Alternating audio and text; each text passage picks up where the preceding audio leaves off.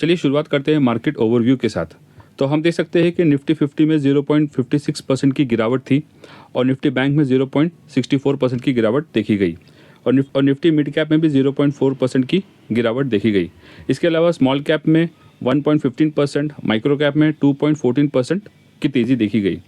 और अगर हम डॉलर्स और रुपीज़ को कंपेयर करें दोस्तों, तो डॉलर के मुकाबले रुपीज़ जो है 0.11% मजबूत हुआ। हम सेक्टोरल इंडेक्स की बात करें दोस्तों, तो हम देख सकते हैं कि सबसे ज़्यादा तेज़ी निफ्टी मीडिया में थी 1.82% की। इसके अलावा निफ्टी फार्मा, हेल्थ केयर और एनर्जी, ये भी सेक्टर पॉजिटिवली क्लोज हुए। और गिरावट के जो सेक्टर्स थे वो थे Nifty realty, metal, PSU bank, auto, financial services, FMCG और निफ्टी आईटी, जिसमें सबसे ज़्यादा गिरावट हम देख सकते हैं निफ्टी आईटी में थी 3.03% की। हम एडवांस और डिक्लाइन के स्टॉक्स को कंपेयर करें तो हम देख सकते हैं कि निफ्टी 500 में 302 स्टॉक जो है वो पॉजिटिव परफॉर्म किए और 196 शेयर्स जो है वो नेगेटिवली क्लोज हुए। अगर हम निफ्टी 50 की बात करें दोस्तों, तो निफ्टी 50 में 13 स्टॉक जो है वो पॉजिटिवली क्लोज हुए और 37 स्टॉक्स में गिरावट देखी गई। हम अगर गिफ्ट निफ्टी को देखें दोस्तों, तो हम देख सकते हैं कि करंटली जब मैं वीडियो बना रहा हूँ वो 24,393 पर ट्रेड कर रहा है और हम देख सकते हैं कि निफ्टी 50 के क्लोजिंग से ये लगभग 189 पॉइंट्स पॉजिटिव है।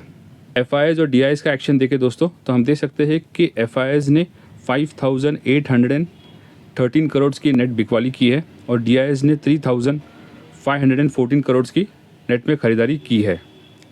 मार्केट के मूड की बात करें दोस्तों, तो हम देख सकते हैं कि करंटली मार्केट में पैनिक है, बट लॉन्ग टर्म इन्वेस्टर्स के लिए काफ़ी अच्छी अपॉर्चुनिटी है इन्वेस्ट करने के लिए। हम निफ्टी 50 के फंडामेंटल्स को देखें दोस्तों, तो इसका पी रेशियो है 23.02 और करंटली ये अपने 52 वीक के हाई और मिड रेंज के मीडियन पर ट्रेड कर रहा है। हम टेक्निकल चार्ट देखें दोस्तों निफ्टी 50 का, तो हम देख सकते हैं कि करंटली ये अपने 52 वीक हाई से 7.89% के करेक्टेड वैल्यू पर ट्रेड कर रहा है और करंटली ये इस पर्टिकुलर बॉक्स में ट्रेड कर रहा है, जिसमें हम देख सकते हैं कि रेजिस्टेंस है नियर अबाउट 24,800 के करीब पर। अगर सपोज तो सबसे फर्स्ट सपोर्ट है तकरीबन 23,960 पॉइंट्स के करीब पर। हम टेक्निकल इंडिकेटर्स की बात करें दोस्तों, तो हम देख सकते हैं कि बोलिंजर बैंड में करंटली ये अपने लोअर पार्ट पर ट्रेड कर रहा है, जो कि एक कमज़ोरी दर्शाता है। हम आरएसआई इंडिकेटर की बात करें दोस्तों, तो करंटली ये है 33, जो कि हम कह सकते हैं कि नियर अबाउट ओवरसोल्ड जोन के करीब पर है। और एमएससीडी चार्ट की बात करें दोस्तों, तो हम देख सकते हैं कि ये करंटली बियरिश क्रॉसओवर में ट्रेंड कर रहा है। तो ये था दोस्तों मार्केट के ओवरव्यू में और निफ्टी 50 के टेक्निकल्स में। तो दोस्तों क्विकली हम कुछ कंपनीज़ के स्टॉक्स को देखेंगे जिन्होंने अपने Q2 के रिजल्ट्स रिसेंटली डिक्लेयर किए हैं और उन कंपनीज़ के स्टॉक्स ने रिजल्ट्स आने के बाद किस तरह से परफॉर्म किया है। तो सबसे फर्स्ट कंपनी है साइंट लिमिटेड, जिसके रिजल्ट्स आए थे ऑन 21 अक्टूबर को और इस कंपनी के रिजल्ट ने मार्केट के एक्सपेक्टेशन बीट की थी। तो हम देख सकते हैं कि पिछले 5 दिनों में इस कंपनी के स्टॉक में 2.79% की तेज़ी देखी गई। नेक्स्ट कंपनी है दोस्तों ओलेक्ट्रा ग्रीन टेक। इस कंपनी के रिजल्ट्स आए थे ऑन 22 अक्टूबर को और इस कंपनी के रिजल्ट ने भी मार्केट की एक्सपेक्टेशन बीट की थी। तो हम देख सकते हैं कि पिछले 5 दिनों में इसमें 2.5% की तेज़ी देखी गई है। नेक्स्ट कंपनी है दोस्तों KPIT टेक। इस कंपनी के रिजल्ट्स आए थे ऑन 23 अक्टूबर और इस कंपनी के रिजल्ट ने भी मार्केट की एक्सपेक्टेशन बीट की थी। तो हम देख सकते हैं कि इस कंपनी के स्टॉक ने 0.88% के साथ फ्लैट परफॉर्म किया है पिछले 5 दिनों में। तो दोस्तों ज़रूरी नहीं है ऐसा कि अगर रिजल्ट अच्छे आए तो कंपनी का स्टॉक भी वो भाग जाएगा, ऐसा पॉसिबल नहीं है एवरी टाइम, क्योंकि अगर सपोज स्टॉक्स अपने ऑलरेडी लाइफ टाइम हाई के करीब पर हो तो उसमें प्रॉफिट बुकिंग भी देखी जा सकती है। ओके, नेक्स्ट कंपनी है दोस्तों पीडीलाइट इंडस्ट्री। इस कंपनी के रिजल्ट्स आए थे ऑन 23 अक्टूबर को और मार्केट के एक्सपेक्टेशन के हिसाब से इसके रिजल्ट्स न्यूट्रल थे। तो हम देख सकते हैं इस कंपनी के स्टॉक ने पिछले 5 दिनों में हम कह सकते हैं कि 0.43% के साथ में न्यूट्रल परफॉर्म किया है। नेक्स्ट कंपनी है दोस्तों बिकाजी लिमिटेड। इस कंपनी के रिजल्ट्स आए थे ऑन 24 अक्टूबर को और इस कंपनी के रिजल्ट ने भी मार्केट के एक्सपेक्टेशन बीट किया था, बट हम देख सकते हैं कि पिछले 5 दिनों में इसमें ऑलमोस्ट 2.25% की गिरावट देखी गई है। नेक्स्ट कंपनी है दोस्तों सन फार्मास्यूटिकल लिमिटेड।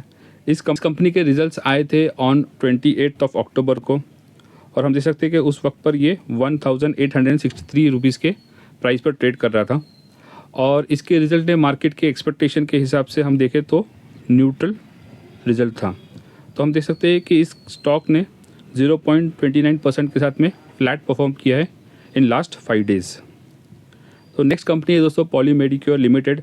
इस कंपनी के रिजल्ट आए थे ऑन 28 अक्टूबर और इसके रिज़ल्ट ने भी मार्केट के एक्सपेक्टेशन बीट की थी और हम देख सकते हैं कि पिछले 5 दिनों में इसमें 14.21% की तेज़ी देखी गई।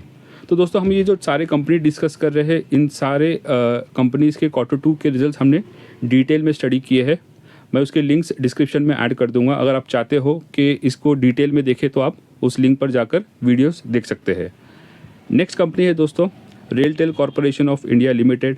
इस कंपनी के रिज़ल्ट आए थे ऑन 28 अक्टूबर और हम देख सकते हैं कि इसके रिज़ल्ट जो थे मार्केट के एक्सपेक्टेशन के हिसाब से गुड रिज़ल्ट थे। तो हम देख सकते हैं इसमें 4.85% की तेज़ी देखी गई है इन लास्ट 5 डेज़।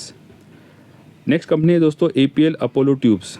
इस कंपनी के रिज़ल्ट आए थे ऑन 29 अक्टूबर और इस कंपनी के रिज़ल्ट ने मार्केट की एक्सपेक्टेशन मिस की थी, बट हम देख सकते हैं कि इसमें पिछले 5 दिनों में ऑलमोस्ट 2.38% की तेज़ी देखी गई है।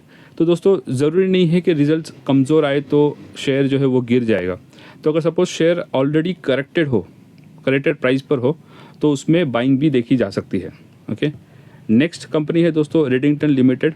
इस कंपनी के रिज़ल्ट आए थे ऑन 29 अक्टूबर और इसके रिज़ल्ट ने मार्केट की एक्सपेक्टेशन बीट की थी। ओके, अच्छा रिजल्ट था इस कंपनी का और हम देख सकते हैं इस कंपनी के शेयर ने पिछले 5 दिनों में 18.7% की तेज़ी दिखाई थी। और नेक्स्ट कंपनी है दोस्तों लक्ष्मी ऑर्गेनिक लिमिटेड और इस कंपनी के रिजल्ट आए थे ऑन 29 अक्टूबर और इस कंपनी के रिजल्ट मार्केट के एक्सपेक्टेशन के हिसाब से न्यूट्रल थे और हम देख सकते हैं कि पिछले 5 दिनों में इस कंपनी के शेयर ने 10.3% की तेज़ी दिखाई थी। और नेक्स्ट कंपनी है दोस्तों वर्धमान टेक्सटाइल लिमिटेड। इस कंपनी के रिजल्ट्स आए थे ऑन 30 अक्टूबर और मार्केट के एक्सपेक्टेशन के हिसाब से देखें तो हम कह सकते हैं कि एक मिक्स्ड रिजल्ट थे इस कंपनी के और इस कंपनी का शेयर पिछले 5 दिनों में 9.81% की तेज़ी दिखाया है। तो दोस्तों ये थे स्टॉक्स कुछ कंपनीज़ के जिन्होंने रिसेंटली अपने Q2 के रिजल्ट डिक्लेयर किए थे और उन कंपनीज़ के स्टॉक्स ने पिछले 5 दिनों में किस तरह से परफॉर्म किया है। तो इस वीडियो में इतना ही दोस्तों, मिलते हैं नेक्स्ट वीडियो में एक न्यू इंटरेस्टिंग टॉपिक के साथ। Thank you.